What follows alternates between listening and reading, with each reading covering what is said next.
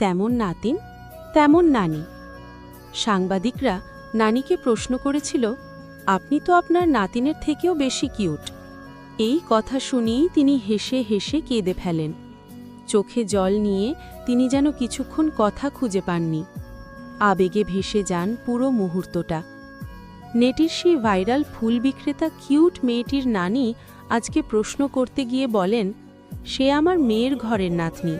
তার মা বাবাও অনেক সুন্দর ছিলেন, কিন্তু তারা এক দুর্ঘটনায় মারা গেছেন। আমি তাকে ফুল বিক্রি করার জন্য দিইনি, পেটের দায়ে তাকে সহায়তা করছি। মা বাবা না থাকায় সে আগে বন্ধুবান্ধবদের সঙ্গে শাহজালাল মাজারের পাশে থাকত, ছেলেদের সাথে আড্ডা দিত, কখনো কখনো মানুষের কাছে টাকা চাইত বা ভিক্ষা করত।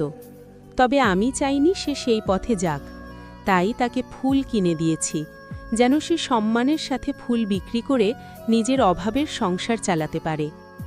সবশেষে তিনি বলেন, সবাই তাকে এভাবে ভালোবাসা ও সাপোর্ট করার জন্য ধন্যবাদ।